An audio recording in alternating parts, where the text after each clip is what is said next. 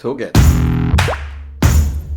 안녕하세요. 이번 주에 토요일엔 개츠미는 스포츠에서의 도핑 중 특별한 사례들을 소개해드리려고 합니다. 가시죠. 1992년 프랑스 올림픽 5000m 달리기 금메달리스트 독일의 디터 바우만은 1999년 란드롤런 양성 반응으로 2년간 출전 금지 처분을 받게 됩니다. 하지만 바우만에게서 매우 높은 수준의 란드롤런이 계속 발견되었고 몇 시에 검사를 하느냐에 따라 결과값이 극적으로 변화하였기에 독일 육상경기연맹은 마지못해 누군가가 치약을 조작했다고 믿고 출전 금지 처분을 해제합니다. 하지만 세계육상경기연맹은 그 결정에 동의하지 않았고 2년간 출전 금지 조치를 내리게 됩니다. 도핑 전문가들에 따르면 과거 동독의 많은 선수들이 이와 같은 방식으로 비자발적 도핑을 하였다고 합니다.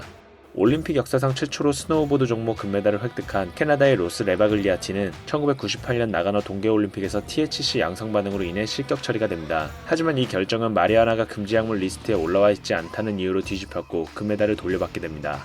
이후 로스 레바글리아티는 자신의 이름을 딴 의료용 마리화나를 출시, 캐나다 전역에 100개 이상의 매장을 오픈하였고 2017년에는 캐나다에서의 대마초 합법화를 진행하는 데 주력했다고 합니다.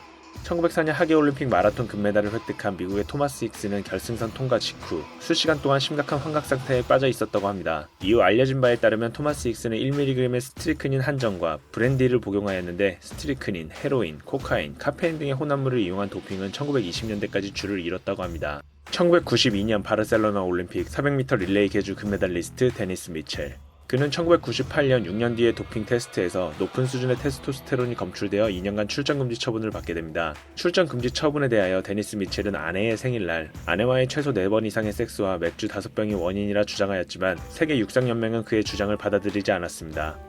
이탈리아의 장거리 육상 선수 데비스 리치아르디는 미리 준비해둔 가짜 성기 보형물에 깨끗한 소변을 채워두었고 도핑 검사 시 이것을 이용해 소변 바꿔치기를 시도하다 적발되었는데요.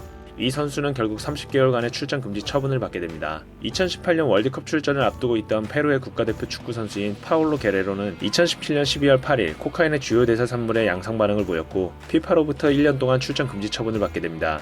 이후 게레로는 독감 증상을 완화하기 위해 복용하던 전통 코카차 때문이었다고 항소했는데요. 결국 스포츠 중재 재판소는 출전 금지 해제 조치를 내렸고 게레로는 월드컵에 출전하게 됩니다. 하지만 같은 해 독일 ARD 방송국은 게레로를 포함 수년 전부터 관행처럼 진행되었던 브라질의 도핑 스캔들을 폭로했습니다. 2016년 노르웨이의 스키 선수 테레스 요아오에게서 아나볼릭 스테로이드 양성 반응이 나타났지만 그녀는 립밤을 발랐기 때문이라고 주장했습니다. 이 선수가 발랐던 립밤은 트로포데르민이라는 연고였는데 도핑이라는 단어가 새겨진 경고 라벨이 붙어있는 제품이기에 운동선수로서 경고 라벨을 놓쳤다는 사실은 납득할 수가 없는 부분이기에 항소에 실패하게 됩니다. 그리스의 육상선수 에카테리니 타노우와 콘스탄티노스 켄테리스는 2004년 아테네 올림픽 당시 예정되어 있던 도핑 검사에 불참하였는데요. 두 선수는 오토바이 사고를 당했다고 주장하며 병원에 입원했지만 이후 수사관들은 그 사고가 계획된 것이라고 판결을 내렸고 경찰에 거짓 진술을 한 혐의로 2009년에 재판을 받게 됩니다. 그리고 유죄 판결을 받은 뒤에도 계속해서 항소를 했는데 2011년 최종 무죄 판결로 본 사건이 마무리됩니다. 냉전이 한창이던 시기 동독의 여자 투포한 선수 하이디 크루거는 동독의 많은 국가대표 선수들이 그랬듯 본인도 모르는 사이 국가기관에 의해 아나볼릭 스테로이드를 주입당했고 이로 인해 신체가 남성화되었습니다. 이후 크루거는 공개적으로 자신이 트랜스젠더임을 밝히기 시작했고 후에 성전환 수술을 선택, 현재 남성으로 살고 있는데요. 약 1만 명에 달하는 전 동독의 운동선수들이 약물남용으로 피해를 입었다고 알려지고 있습니다. 디자이너 스테로이드인 테트라 하이드로게스트리논이 등장. 이를 검출하기 위한 테스트가 개발되었고 메이저리그 선수부터 육상선수에 이르기까지 수백 명의 선수들이 사용했다고 알려져 있는데요. 이 발코 스캔들 당시 미국의 여자 육상 스타였던 메리언 존스는 5개의 메달을 박탈당하게 됩니다. 1960년 로마 올림픽에서 덴마크 사이클 선수인 옌센이 암페타민의 영향으로 경기 중 사망하였다는 사례가 첫 사망사고로 기록되어 있고 이 사고가 반도핑 정책을 촉발시킨 첫 사례로 알려져 있지만 옌센의 부검 이후 암페타민이 검출되지 않았기에 약물에 의한 사망사고가 아니었음에도 불구하고 IOC의 반도핑 정책을 촉발시킨 안타까운 사건입니다. 1998년 사이클리스트 윌리 보엣은 경기력 향상 약물을 운반하다 프랑스 세관에 체포되는데 이후 프랑스 페스티나 팀 멤버들의 약물 사용 사실은 사이클계에 엄청난 파장을 불러일으켰습니다.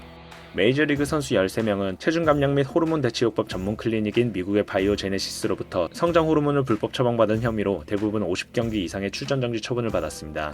러시아의 와다 인증 연구소장 그레고리 로드첸코프는 미국으로 망명한 뒤 2016년 5월 뉴욕타임즈와의 인터뷰를 통해 러시아가 소치 동계 올림픽 때 종합 1위를 차지하기 위해 자국 선수 수십여 명에게 금지 약물을 투입했다고 폭로했습니다. 여기서 KGB, 러시아 도핑방지위원회, 러시아 체육회 등이 개입되었고 최소 2011년부터 모스크바 와다 인증 시험실에서 샘플 변조 및 바꿔치기 등의 행위를 국가주도적으로 저지른 것이 확인되었습니다. Decision is designed to punish the guilty parties and send a message that it will not be tolerated. It stands strong against those who cheated the system while protecting those who did not. For too long, Russian doping has detracted from clean sport.